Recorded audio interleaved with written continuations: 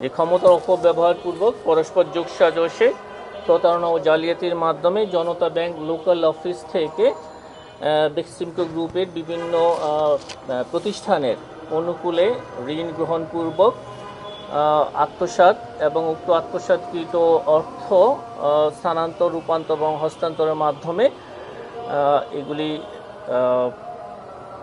যে মানি লন্ডারিংয়ে যে সম্পৃক্ত অপরাধ, সেই সম্পৃক্ত অপরাধ সংগঠনের প্রমাণিত হওয়ায় অনুসন্ধানকালে সেই অপরাধ প্রমাণিত হয়েছে। এই কারণে বেক্সিমকো গ্রুপ, জনতা ব্যাংক এবং অন্যান্য যে সিস্টার কনসার্ন, সেই মালিক প্রতিষ্ঠানে যারা স্বত্বাধিকারী রয়েছেন তাদের সকলের বিরুদ্ধে 4টি মামলা রুজু করা হয়েছে। এই 4টি মামলায় আত্মসাৎকৃত অর্থের পরিমাণ হচ্ছে 2,857,93,12,941.35 কোটি টাকা।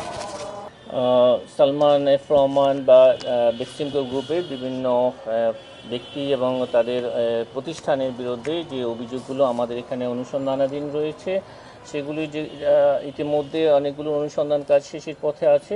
আমরা ইতিমধ্যে এই শুধু জনতা ব্যাংক থেকে যে 2,857 কোটি টাকা আত্মসাৎ এবং মানি লন্ডারিং করা হয়েছে, সেগুলি ছাড়াও আরও কিছু মামলা অনুসন্ধান শেষ পর্যায়ে রয়েছে। আমরা আশা করছি যে আগামী কয়েকদিনের মধ্যে সেই অনুসন্ধানগুলো সম্পন্ন হবে এবং আমরা সেগুলোতেও আপনাদেরকে এই কমিশনের অনুমোদনের বিষয়টা আমরা আপনাদেরকে জানাতে পারব।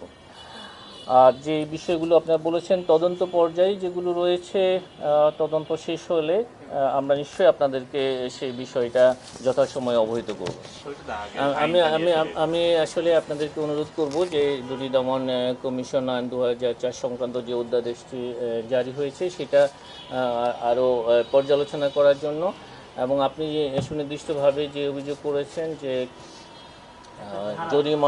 জরিমানা করা হলে মামলা থেকে অব্যাহতি দেওয়ার বিষয়টি, এই আইনটি সরকার প্রণয়ন করেছেন। এ বিষয়ে আমার কোনো মতামত নেই।